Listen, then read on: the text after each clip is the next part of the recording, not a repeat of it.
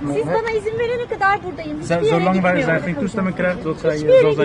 Marrëdhëniet mes Turqisë dhe Hollandës kanë arritur kulmin pasi ministrja turke e familjes nuk u lejua të mbante një tubim për referendumin e presidentit Erdogan në Rotterdam. Fatma Betul Sajan Kajan nuk u lejua të hynte në konsullat dhe u dëvua nga policia në kufirin gjerman, me argumentin se nuk mund të lejohen tensione në prag të zgjedhjeve parlamentare.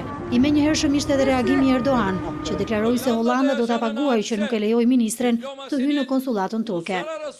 Nasıl değerlendireceklerini o kardeşlerin Maska e Europës u hoq dhe fytyra e vërtetë e saj doli përpara botës. Ngjarjet e fundit treguan shenja të rritjes së fashizmit, racizmit dhe islamofobisë. Kisha menduar se nazizmi kishte marrë fund, por e kisha gabim.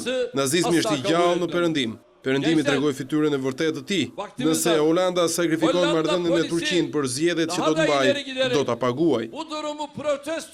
Erdogan kërkoi nga organizatat ndërkombëtare të vendosin sanksione ndaj Hollandës. Edhe ministri i jashtëm turk Çavuşoglu foli ashpër, duke i quajtur Hollandën kryeqytetin e nazizmit. Megjithatë, kryeministri Mark Rutte është përpjekur të ultonet, edhe pse u shpreh se ideja e hedhur nga Turqia që Hollanda të kërkojë falje është e çuditshme, ai tha se do të bëjë gjithçka për të ulur konfrontimin më të rëndin e viteve të fundit. Ndryshe nga vende si Gjermania, Austria, Hollanda e Zvicra, që nuk kanë lejuar mbajtjen e tubimeve të zyrtarëve turq, Franca ka mbajtur një tjetër qendrim. Ministri i jashtëm turk Çavuşoglu mundi ta zhvillojë një miting në qytetin Metz. Autoritetet franceze kanë bërë thirrje që palët të ruajnë qetësinë.